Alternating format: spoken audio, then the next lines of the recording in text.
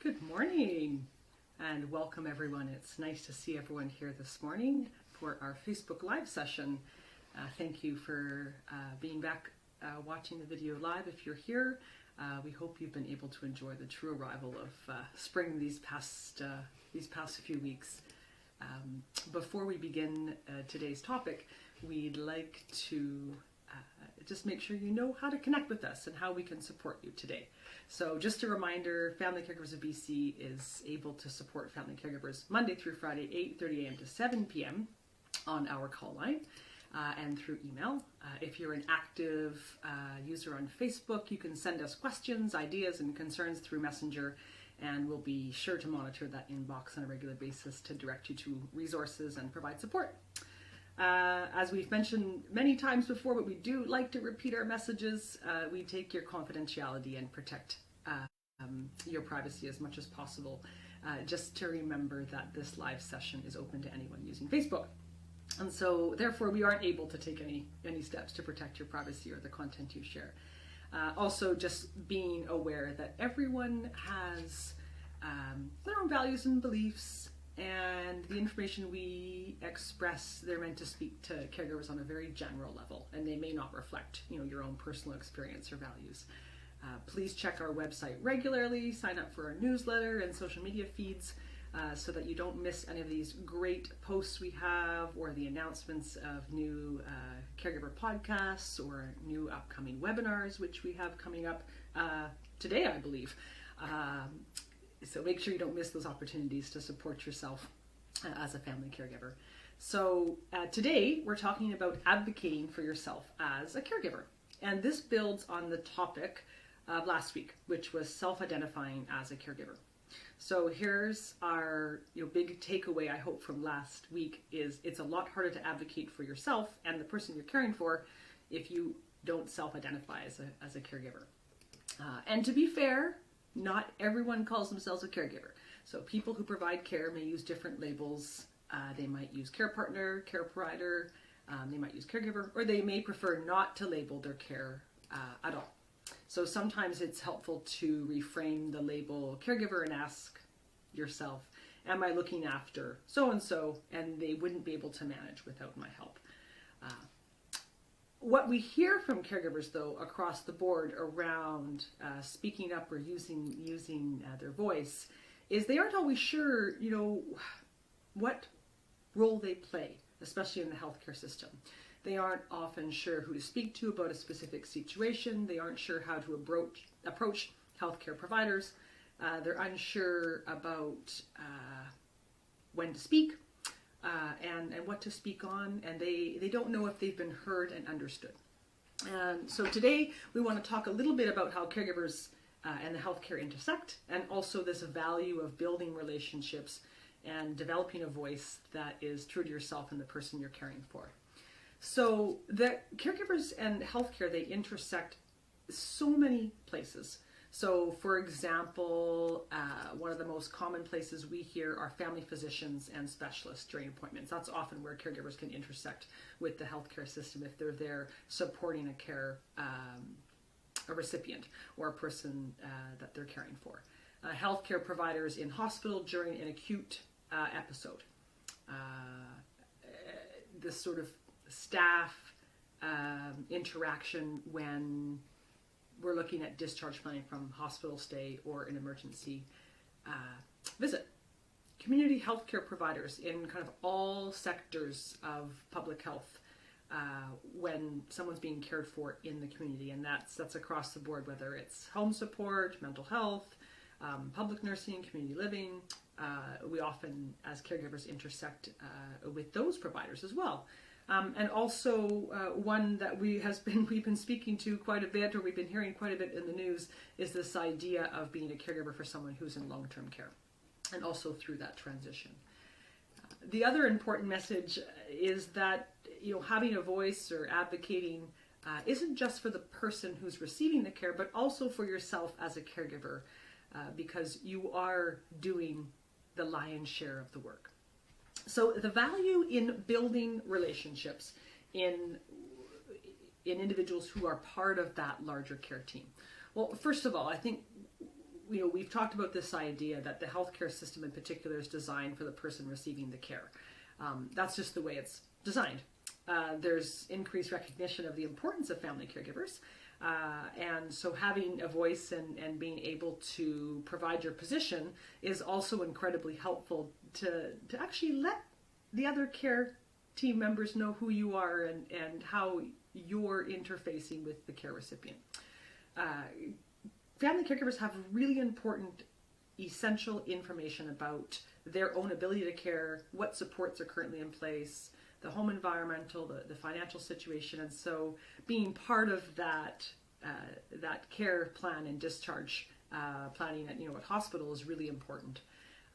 Being seen and being heard and involved in the process is actually really critical, and what the research shows us is that it results in better care for the care recipient, and you also can get better support as a caregiver. So this idea of becoming part of the care team. So what does that mean? This whole idea of trying to build these cooperative relationships. We kind of have 5 key points that we look at. So first of all is being a team member, being part of the care team. The second one is being a voice. The third one is being prepared. 4 is being realistic. And last but not least, being persistent and kind. And this idea, so starting with being a team member. So first of all, I think one of the things is this, every situation is different in families or with friends and neighbors. And so sometimes not everyone really knows what everyone's role is in the care recipient's life. And the care recipient also is part of that process in terms of who they want on their care team and what role family caregivers can play. So this idea of establishing where you fit within that context of care, and also where the care recipient's at in terms of their own capacity to speak to where they're at, and have that joint message. And sometimes they align and sometimes they don't, and that's very normal around family caregiving. One thing that's often really important is this idea with the person you're caring for, is this idea that there is some goals for care. And hopefully those have been discussed prior to some of these care situations. That's not always the case. Sometimes they have to be developed when they change as time goes on. This idea of understanding that there's goals of care, and so what does that look like? What kind of questions do you have ahead of time? Understanding what kind of responses you get and keeping a record of those questions and answers, so that you end up having a bit of a history and a journey of the process. The second point is this idea of being a voice. And so one of the things we often talk about with caregivers is ensuring that you have a discussion with the person you're caring for and establishing your role as their partner in care, and understanding the role that you play in terms of advocating for them and also advocating for yourself.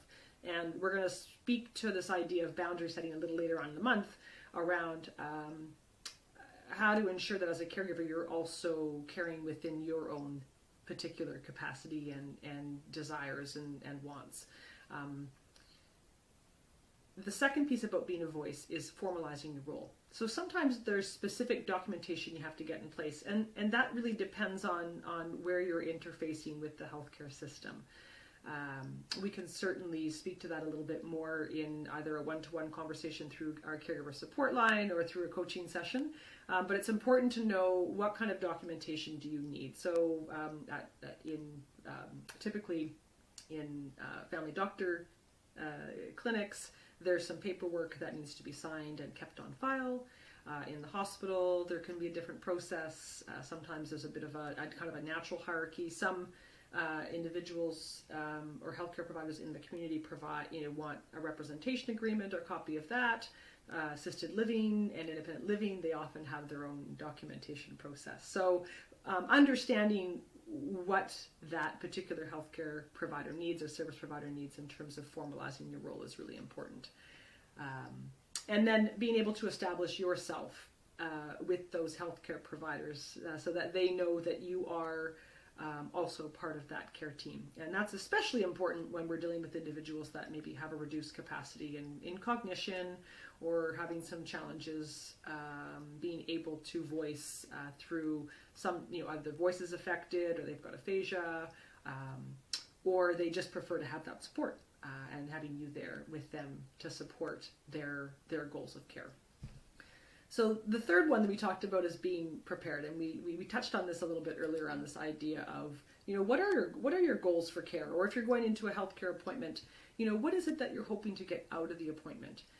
One thing that generally we find is that it depends on the professional or the service provider, but having your information be as concise as possible, and specific about what you need is really helpful.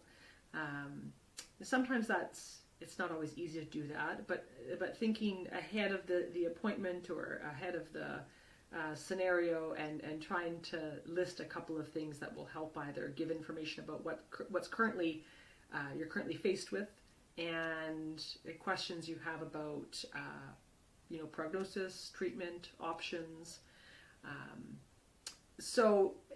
And as such, it's also really important that if you have a certain list of questions, to be able to organize your important questions first. And this idea that you can also approach a concern as a discussion versus needing an answer. So it's also equally important to be able to have a discussion, but not necessarily arrive at an answer right away. Again, this idea of record keeping is we find has been very helpful, and this is the feedback we get from family caregivers, is keeping a written record of questions, answers, and conversations with each provider, and in particular their contact information, what their role is, what their title is. Often we find that there can be, especially through a transition or a particular crisis, there can be so many different people, it's hard to keep track of everyone. And so trying to keep this written record really helps when we have to go back, or we get those follow-up phone calls and we're trying to remember who so-and-so is, because there's so much going on and the goalposts are moving, and it's hard to keep track of all that information. And at the end of the day, that often becomes one of the big roles of the family caregiver, is to take on this role of care management. And it requires a very, it's often a very steep learning curve, and a lot of trial by error as well. One of our, or a couple of our staff have also worked, within the health authority, and they had some really good advice around working with healthcare providers. This idea of being realistic. It is all about collaboration, so it's about working with healthcare providers or service providers to help meet the person, the care recipient's needs, as well as your own, as it relates to decreasing the toll on your own well-being. And so being clear about what you need help with is really important. However, it's also really important to understand that sometimes the healthcare providers within a system, they can't always arrange everything. Sometimes they can help with information, or sometimes they can help direct in a different direction. And so understanding, kind of the scope in which that healthcare provider or service provider is bound by is also very helpful. Sometimes too, our healthcare system is driven by certain policy directives. And so it's not often the person, they might like to do something differently, but they have to follow those policies. So this idea of not shooting the messenger. And sometimes your issue has to be dealt at a different level. And we realize that's extra work at times, and it would be simpler. However, that's how the system is designed. So understanding the different layers and levels is also very helpful. And knowing where that service provider, healthcare provider, where their role starts and where it ends, and how they can help you is really important. And if they can't, then asking them for support and advice on where to go next is often a trick that we have found, or a tip that is helpful. And finally, when we talk about this idea of being polite and being polite and persistent. I think all of us have bumped up against frustrations in all parts of life, not just healthcare systems. And as the world, it seems, becomes more complex in all areas, sometimes our frustration levels, can increase a little quicker. So making sure, that you're addressing the right person is often, and this comes back to the previous point of knowing where the person you're interacting with, what their, where their role starts and where the role ends, and how they can help you. And also asking if the timing is good.